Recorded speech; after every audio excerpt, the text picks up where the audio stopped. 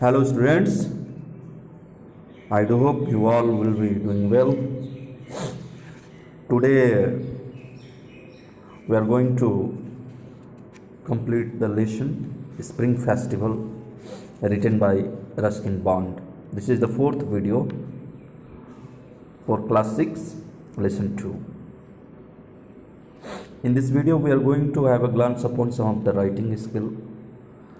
Writing skill means writing section of the grammar and some of the fun with the vocabulary. This is all we are going to have in this video. So without any delay, let's start.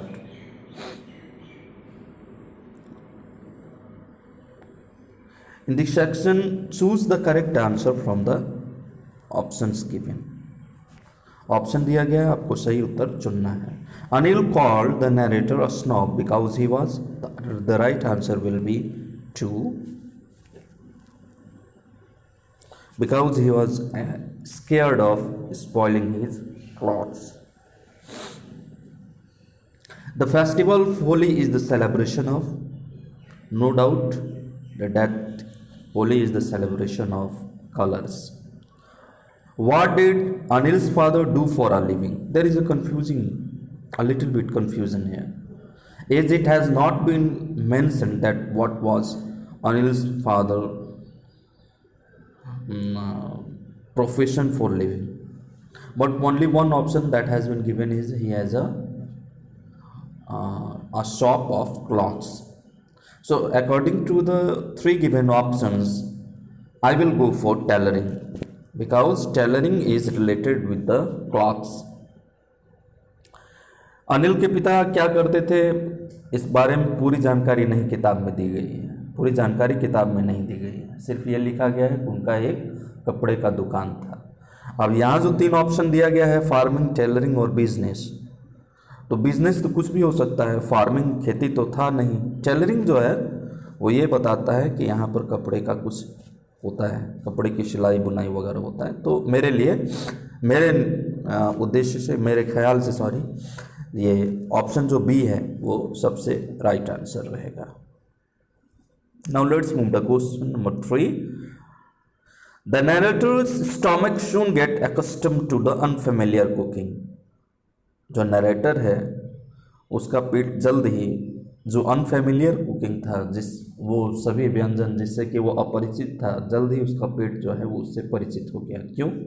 Because he had frequented different places, various places, यानी वो अलग अलग जगहों पर, अलग अलग जगहों के जो व्यंजन है, जो डिश है, वो उसका मज़ा लेता रहा. So the right answer will B 3. Now let's move the writing section.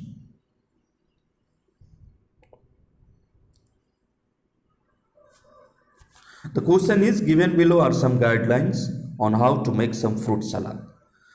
Fruit salad बनाने के कुछ गाइडलाइंस दिए गए हैं और इसी गाइडलाइन का आपको प्रयोग करके फ्रूट सलाद जो है वो आपको बनाना है.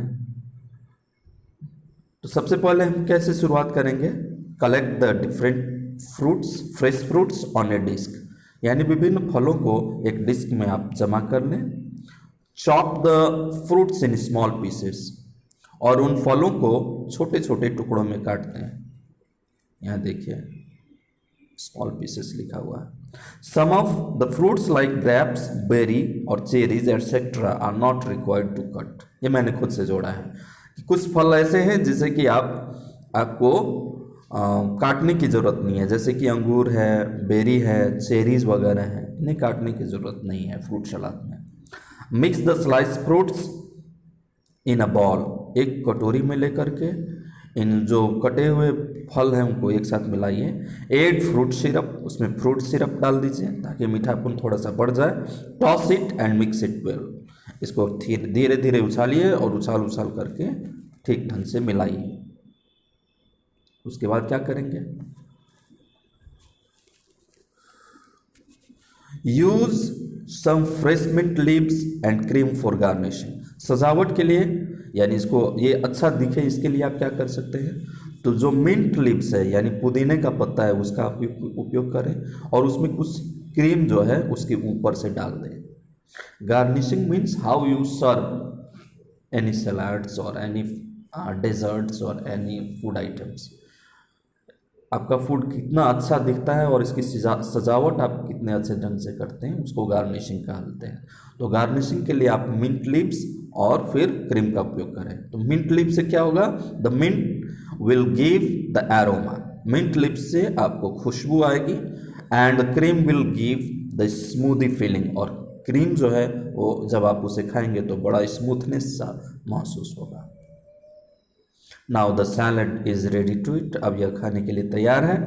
It will be better to put it in the refrigerator for cooling and then having it, सबसे बेहतर ये रहेगा कि आप इस फ्रूट सलाद को थोड़ी देर फ्रिज में रख दें ठंडा होने के लिए और उसके बाद खाएं। So this is how the fruit salad can be prepared. Now let's move to the next section of writing.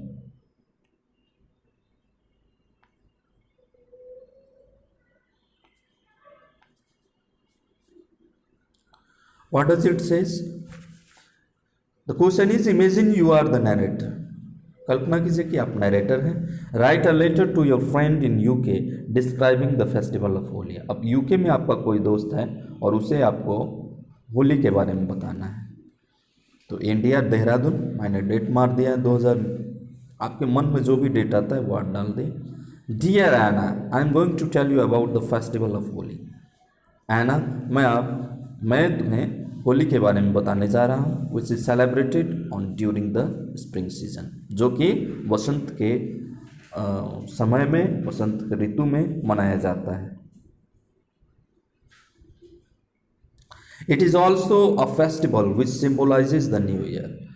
यह एक ऐसा त्यौहार है जो कि नए साल का भी प्रतीक है। The earth is covered with beautiful flowers, और इस मौसम में पूरी पृथ्वी सुंदर फूलों से ढकी हुई रहती है। During this festival people beating drums and put colours on each other. इस फेस्टिवल के दौरान लोग बाजे बजाते हैं और एक दूसरे को रंग लगाते हैं। There is a lot of fun and dancing and beating of drums. लोग खूब एक दूसरे के साथ परिहास करते हैं, नाचते हैं, गाते हैं और ड्रम बजाते हैं। People greet each other and share sweets. लोग एक दूसरे का अभिवादन करते हैं और मिठाइयों का आदान प्रदान करते हैं। I really enjoyed my self today during the celebration of Holi. और मैं इस होली के पर्व के दौरान बहुत ही मज़े लेती हूँ। I wish you come here next year to celebrate Holi with me. काश अगले साल तुम आ जाओ होली मनाने के लिए मेरे साथ। योर अफेक्शनेटली लॉरी, तुम्हारा Lori. Now let's move to the segment 7। In this segment you have to find out the name of the festivals by watching the picture. So this festival depicts Deepavali. This is the festival of Holi, as you can see. This is the picture of Christmas and this is the picture of Eid ul Fitr. Now what you have to do, this is the first question from the fun with vocabulary. First of all, you have to identify the festival from the picture. I've already told you. Now, what you have to do is you have to write down the words associated with each other festival. अब हर एक जो festival उससे जुड़े हुए कुछ शब्दों को आपको लिखना है। तो मैंने आपके लिए शब्द लिखा है। सबसे पहला था दीपावली। तो दीपावली के लिए मैंने क्या लिखा, लाइटिंग, प्रकाश की व्यवस्था। क्रैकर्स, आप पटाखे फोड़ते हैं, वो नए ड्रेस पहनते हैं, वो मैंने लिख दिया है। आप मिठाइयाँ खाते हैं, स्वीट्स, वो लिख दिया है। आप मोमबत्तियाँ जलाते हैं, वो अब मैंने लिख दिया है। और ये दीपावली जो है ये कार्तिक महीने के अमावस्या मनाई जाती है, इसलिए मैंने अमावस्या शब्द का प्रयोग किया है। दूसरा फेस्टिवल था होली।